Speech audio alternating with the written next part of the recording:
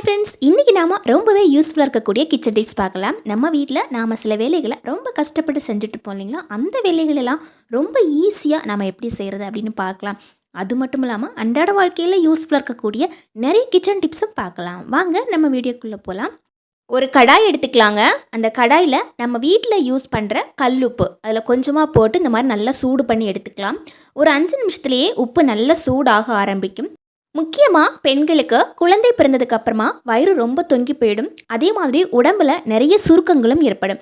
இந்த மாதிரி சுருக்கங்களை நம்ம சாப்பிட்ற இந்த உப்பு தேங்கி இருக்கும். நாளடைவில் சிறுநீரக பிரச்சனை, கல்லீரல் வியாதி, அதே மாதிரி குடல் இறக்கம், வயிற்றுல கட்டி, இந்த மாதிரி நிறைய பிரச்சனைகள் வர்றதுக்கு முக்கியமான ஒரு காரணம் உப்பு அப்படின்னு கூட சொல்லலாம். உப்பு நல்ல சூடாக ஆரம்பித்ததுக்கு அப்புறமா முருங்கைக்கீரையில் ஒரு 2 பிடிக்கி அந்த உப்பில் போட்டு இந்த மாதிரி நல்லா வறுத்து எடுத்துக்கலாம். உப்பில் இருக்கிற விஷத்தன்மையை முருங்கைக்கீரை எடுத்துடும். அது மட்டும் இல்லாமல் நாம் உப்பை சூடு பண்ணுறதால அந்த உப்பில் வேதிவினை புரிந்து அணுப்பிளவுகள் ஏற்பட்டு அந்த உப்பை நம்ம உடம்பு சீக்கிரமாக கிரகித்து கொள்றதுக்கு உதவி புரியுங்க. இது ரொம்பவே சூப்பரான ஒரு டிப்ஸு. கண்டிப்பாக நம்ம எல்லார் வீட்லேயுமே கல்லுப்பு யூஸ் பண்ணுவோம். கல்லுப்பு யூஸ் பண்ணுறதுக்கு முன்னாடி இந்த மாதிரி முருங்கை இலைகளை கொஞ்சம் வறுத்துட்டு அதுக்கப்புறமா நம்ம டெய்லி உணவில் சாப்பிட்றது ரொம்பவே நல்லது. இப்போ நமக்கு உப்பு நல்லா வளர்ந்துடுச்சு. இப்போ நம்ம ஸ்டவ்வை ஆஃப் பண்ணிக்கலாம். ஆஃப் பண்ணதுக்கப்புறமா நம்ம கையில் இந்த கீரையை எடுத்து பார்க்கும்போது பாருங்கள், இந்த மாதிரி நல்ல பவுடர் மாதிரி இருக்கும். இதுக்கப்புறமா நாம் இது ஒரு ஜாடியில் கொட்டி வச்சுட்டு நாம் சாப்பிட்ற உணவில் டெய்லியுமே சேர்த்துக்கலாங்க. ரொம்ப ரொம்ப யூஸ்ஃபுல்லாக இருக்கும். இப்போ பாருங்கள், நான் குழம்பு வைக்கிறேன் அப்படின்னா வெங்காயம் வதங்கிட்டு இருக்கும்போதே நம்ம உப்பு சேர்த்துப்போம் இல்லைங்களா, அதே மாதிரி இந்த உப்பு தான் நான் எடுத்து போட்டிருக்கிறேன். இதனால் நமக்கு கசக்குமோ அப்படின்னு நம்ம பயப்படவே தேவையில்லை.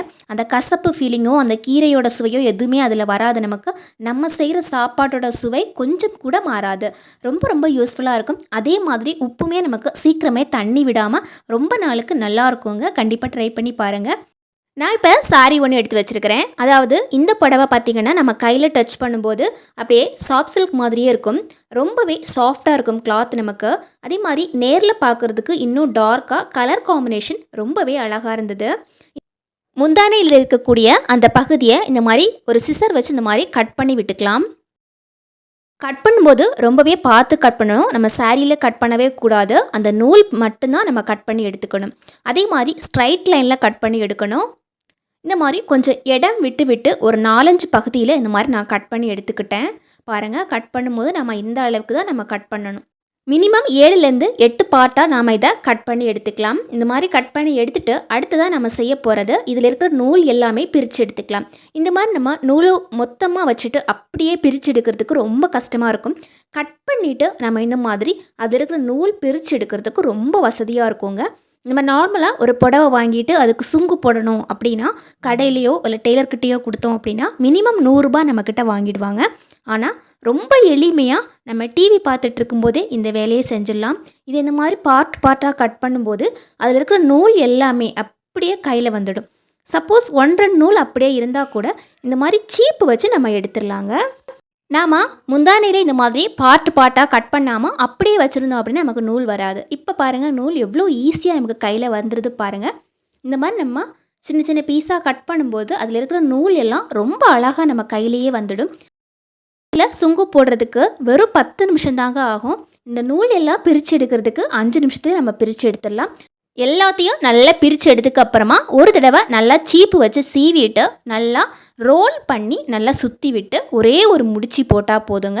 ரொம்ப நீட்டாக நம்ம இந்த மாதிரி சுங்கு போட்டுக்கலாம். நம்ம வீட்டில் டிவி பார்த்துட்ருக்கிற டைமே போதும். அதுக்காக நம்ம டெய்லர் கடையிலலாம் போகணும் அப்படிங்கிற அவசியமே கிடையாது. அதே மாதிரி காசு செலவு பண்ணணும்னு கிடையாதுங்க. இப்போ நான் குக்கரில் கொஞ்சம் கடலை பருப்பு எடுத்து போட்டிருக்கிறேன். இந்த கடலை பருப்பு கூடவே ஒரே ஒரு கொட்டாங்குச்சி கொஞ்சமாக உடச்சி அதில் கொஞ்சம் பீஸு நல்லா கழுவிட்டு எடுத்து போட்டிருக்கிறேங்க. தேவையான அளவுக்கு தண்ணி, உப்பு எல்லாமே சேர்த்தாச்சு. இப்போ நம்ம குக்கரில் நல்லா விசில் போட்டு எடுத்துக்கலாம். நாம் துவரம்பருப்பு வேக வைக்கிறத விடையும் கடலைப்பருப்பு வேக வைக்கிறதுக்கு அதிகமான டைம் எடுத்துக்கும். அதுவுமே ஒரு 4-5 விசில் வச்சா கூட நமக்கு நல்லா வெந்து கிடைக்காது. ஆனால் இது மாதிரி நம்ம கொட்டாங்குச்சியை போட்டு கூடவே வேக வச்சுட்டு எடுத்தோம் அப்படின்னா ரொம்ப சுலபமாக நம்ம வேக வச்சு எடுத்துடலாம். இதே மெத்தடில் நம்ம மட்டன் கூட வேக வைக்கலாம். மட்டன் நமக்கு வேகிறதுக்கும் அதிகமான டைம் எடுத்துக்கும். கூடவே ஒரே ஒரு கொட்டாங்கச்சி பீஸ் போட்டு நம்ம வேக வச்சு எடுக்கும்போது ரொம்ப சீக்கிரமாக வெந்து கிடைக்குங்க. பாருங்கள், ரொம்ப அழகாக நமக்கு வெந்திருக்குது. இதே மெத்தடில் நீங்கள் பருப்பு வகைகள் வேக வைக்கும்போது கூட போட்டு வேக வச்சிங்க அப்படின்னா நமக்கு கேஸ் நல்லா சேவ் பண்ணிக்கலாம். அதே மாதிரி டைமும் அதிகம் எடுத்துக்காது. இப்போ நம்ம முக்கியமான டிப்ஸ் பார்க்க போகிறோம். ஒரு பவுல் எடுத்துருக்கிறேன். அந்த பவுலில் நம்ம சமையலுக்கு யூஸ் பண்ணுற சமையல் சோடா எடுத்துருக்கிறேன். அதாவது ஆப்ப சோடா ஒரு அரை டீஸ்பூனுக்கு எடுத்து போட்டிருக்கிறேன். கூடவே அரை டம்ளர் அளவுக்கு நார்மல் தண்ணி ஊற்றி நல்லா மிக்ஸ் பண்ணிக்கலாம். இப்போ ஒரு பேப்பர் எடுத்து வச்சுருக்கிறேன். இதுக்காக நம்ம நியூஸ் பேப்பர் கூட யூஸ் பண்ணிக்கலாம். நான் இன்றைக்கி நார்மல் பேப்பர் தான் யூஸ் பண்ணிக்கிட்டேன். இந்த பேப்பரை ஒரு 2 நிமிஷம் நாம் இதில் போட்டு வச்சுக்கிட்டோம் அப்படின்னா அதில் இருக்கிற தண்ணி ஃபுல்லாகவே அந்த பேப்பர் எடுத்துக்கும். தண்ணி ஃபுல்லாகவே பேப்பர் உறிஞ்சினதுக்கு அப்புறமா பேப்பரை தனியாக எடுத்துக்கலாங்க. ஒரு பாத்திரத்துலேயோ அல்லது ஒரு பவுல்லையோ அந்த பேப்பரை தனியாக வெளியே எடுத்துக்கலாம். நம்ம வீட்டில் ஃப்ரிட்ஜில் அதிகமான நாத்தம் வரும்போது, அதாவது பேட் ஸ்மெல் வரும்போது நாம் இந்த பேப்பர் இந்த மாதிரி வச்சு விட்டுக்கலாங்க. சில வேளைகளில் நம்ம நான்வெஜ் வச்சுட்டு மறுநாள் பார்க்கும்போது ஃப்ரிட்ஜிலேருந்து ஒரு மாதிரி கெட்ட வாடை அடிக்கும். அந்த வேளையில் நாம் இந்த பேப்பரை இந்த மாதிரி வச்சு விட்டோம் அப்படின்னா ஒரே நாளில் ஃப்ரிட்ஜில் இருக்கிற மொத்த கெட்ட வாடையுமே போயிடும். அடுத்ததாக ரொம்பவே யூஸ்ஃபுல்லான ஒரு டிப்ஸ் தான் பார்க்க போகிறோம். நான் இன்றைக்கி தென்னந்துடைப்பம் எடுத்து வச்சுருக்கிறேன். எந்த தென்னந்துடைப்பம் பாருங்கள், நம்ம கையில் இந்த மாதிரி 2ஆக எடுக்கும்போது 2 பிடி அளவுக்கு கரெக்டாக இருக்கும். தென்னந்துடைப்பத்தை முதல்ல இந்த மாதிரி கையில் நல்லா தட்டிட்டு இந்த மாதிரி ஈவனாக, அதாவது ஒரே அளவுக்கு இருக்கிற மாதிரி கையில் எடுத்துக்கலாங்க. நம்மளுடைய 2 கைப்பிடி அளவுக்கு இருக்கும்போதே நமக்கு கரெக்டாக இருக்கும். இந்த மாதிரி எடுத்து வச்சுக்கலாம். நல்லா கையில் தட்டி எடுத்துக்கணும். இப்போ நம்ம ஒரு நூல் எடுத்துக்கலாம். இந்த நூலை இந்த மாதிரி அடியில் போட்டுட்டு அதோட இன்னொரு பகுதி எடுத்து நம்ம பாதி கைப்பிடி அளவுக்கு எடுத்தோம் இல்லைங்களா தென்னந்துடைப்ப குச்சிகள், அந்த குச்சியில் இந்த மாதிரி மேலே எடுத்து வச்சுக்கலாம். பாதி குச்சிகள் மேலேயும் பாதி குச்சிகள் கீழேயும் இருக்குது. இப்போ நம்ம அந்த நூலை இந்த மாதிரி நல்லா சுற்றி எடுத்துக்கலாங்க. இதுக்கு பதிலாக கயிறு கூட யூஸ் பண்ணிக்கலாம். நூல் தான் யூஸ் பண்ணணும் அப்படின்னு கிடையாதுங்க. அல்லது ஒயர் கூட யூஸ் பண்ணிக்கலாங்க. இப்போ நம்ம பாதி குச்சி மேலே வச்சோம் இல்லைங்களா, அதை இந்த மாதிரி நல்லா சுற்றி எடுத்துக்கலாம். ஒரு தடவை துடைப்பத்தில் இந்த மாதிரி நல்லா சுற்றிட்டு நல்லா துடைப்பத்தை கீழே அடித்து எடுக்கணும். அப்போ தான் நமக்கு துடைப்ப குச்சிகள் எல்லாம் ஈவனாக இருக்கும். இப்போது நம்ம நல்லா சுற்றி எடுத்துட்டோம். இப்போ பாருங்கள், நம்ம நல்லா சுற்றிட்டு ஒரே ஒரு குச்சியில் இந்த மாதிரி உள்ளே விட்டு எடுத்துக்கலாம். அதே மாதிரி அடுத்த நூல் இந்த மாதிரி எடுக்கும்போது ஒரு 2 குச்சி அல்லது ஒரு குச்சி இந்த மாதிரி எடுத்து உள்ளே இன்சர்ட் பண்ணி எடுத்துக்கலாம். நம்ம பார்க்கும்போதே தெரியும் பாருங்கள். ஒரு குச்சியை இந்த மாதிரி எடுத்துகிட்டு சுற்றிட்டு இன்னொரு குச்சி இந்த மாதிரி எடுத்து விட்டுக்கலாம். அதே மாதிரி சுற்றி இன்னொரு குச்சியை உள்ளே எடுத்துகிட்டு அப்படியே எந்த குச்சி வேணாலும் சூஸ் பண்ணிக்கலாங்க. இந்த குச்சி தான் எடுத்து உள்ளே விடணும் அப்படின்னு கிடையாது. சுற்றி சுற்றி வரும்போது அங்கே ஒரு 4-5 இடத்துல இந்த மாதிரி ஒவ்வொரு குச்சிகளாக எடுத்து விட்டுட்டு நல்லா சுற்றி எடுத்துக்கலாம். பாருங்கள், இப்போ ஃபுல்லாகவே நம்ம சுற்றி எடுத்துட்டோம்.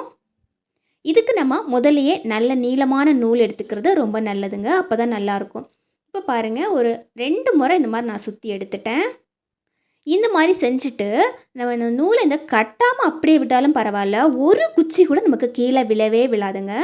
இந்த நூல் நான் இப்போ 2லேயும் நாட்டு, அதாவது முடிச்சு போடவே இல்லை, அப்படியே சுற்றி வச்சுருக்கிறேன். இருந்தாலுமே நமக்கு நல்ல டைட்டாக இருக்கும். நம்ம இந்த மாதிரி நம்ம துடைப்பத்தை கட்டி வச்சோம் அப்படின்னா ரொம்ப சூப்பராக இருக்கும். இந்த துடைப்பம் தேஞ்சாலும் சரி, துடைப்பத்தில் இருக்கிற ஒரு குச்சி கூட நமக்கு கீழே விழவே விழாது. ஒவ்வொரு டைமும் நம்ம பெருக்கும்போது துடைப்பத்தை நல்லா விரிச்சு பெருக்கணும் இல்லையா, அந்த மாதிரி கஷ்டமும் இதில் இருக்காது. இந்த டிப்ஸ் எல்லாம் உங்களுக்கு ரொம்ப பிடிச்சிருக்கும் அப்படின்னு நினைக்கிறேன். அதே மாதிரி ரொம்ப யூஸ்ஃபுல்லாக இருக்கும் அப்படின்னு நினைக்கிறேன். தேங்க்யூ ஃபார் வாட்சிங் ஃப்ரெண்ட்ஸ்.